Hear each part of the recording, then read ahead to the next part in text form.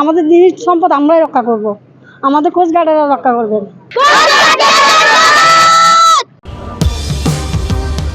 জাহাজ সম্পর্কে মানুষের কতই না কৌতূহল, আর তার যদি হয় বিভিন্ন অপারেশনে পরিচালনা করা জলযান, তাহলে আগ্রহ থাকে তুঙ্গে।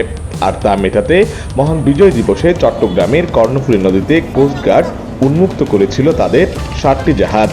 পূর্বজনের বিসিজিএস সৈয়দ নজরুল ইসলাম নামে কোস্টগার্ডের এই জাহাজটি ঘুরে ঘুরে বিভিন্ন যন্ত্রের সাথে পরিচিতির পাশাপাশি জলসীমায় তাদের যুদ্ধ কৌশল সম্পর্কে কোস্টগার্ডের কর্মকর্তারা পরিচয় করে দিচ্ছেন দর্শনার্থীদের।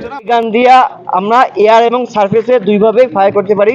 এই গানে ম্যাক্সিমাম রেঞ্জ হচ্ছে 5 কিলোমিটার এবং rate of fire 500 round per minute. এই গানে চালনা করতে 2জন লোক লাগে। আমরা এই গান দিয়ে যখন এয়ারে ফায়ার করি এর 2জন ক্রু লাগে এবং ম্যাক্সিমাম 500 রাউন্ড ফায়ার করতে পারি। এবং এই গান ক্রু হয়ে গিয়া 2জন লাগে এবং যখন এই গানের অ্যামুনিশনের ক্যালিবার গিয়া 25 মিলিমিটার এবং সিঙ্গেল ব্যারেল বলতে এই গানের ব্যারেল একটা, এই জন্য একে সিঙ্গেল ব্যারেল বলে।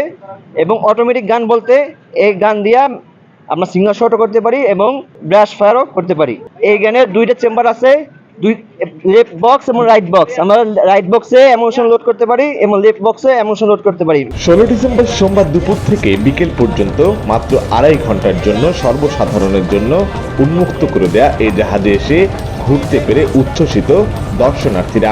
জীবনে কোনো সময় জাহাজে উঠি নেই, সেজন্য আজকে 16 ডিসেম্বর উপলক্ষে যে উদ্যোগটা নিয়েছেন কোস্টগার্ডের আঙ্কেলরা, সেজন্য অনেক কৃতজ্ঞতা জানাই। আলহামদুলিল্লাহ, তারা আমাদেরকে শিখিয়েছেন এখানে কিভাবে কি কাজ করা লাগে এবং কোথায় ওনারা যখন সেন্ট মার্টিনের দিকে যান কিভাবে নঙ্গর করেন সেটা দেখিয়েছেন এবং শত্রুদের কিভাবে সাথে লড়াই করা যায় সেভাবে গুলির ব্যবহারটা দেখিয়েছেন এবং ইমার্জেন্সি বিষয়ে যখন স্পিড বোটটা ব্যবহার করা লাগে তখন সেটাও দেখিয়েছেন।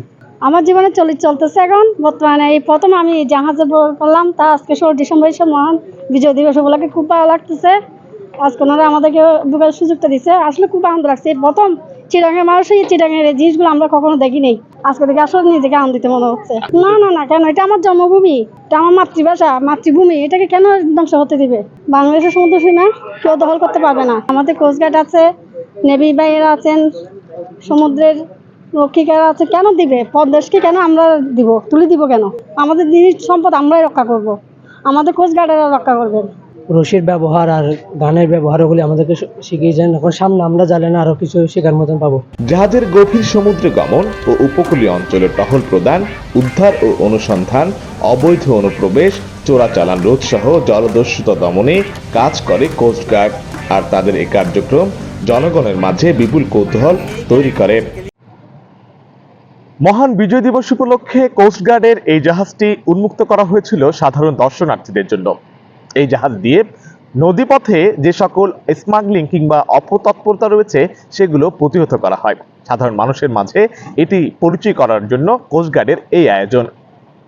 চট্টগ্রামের পতেঙ্গা থেকে আশিকা রেফিন, প্রতিদিনের বাংলাদেশ, চট্টগ্রাম।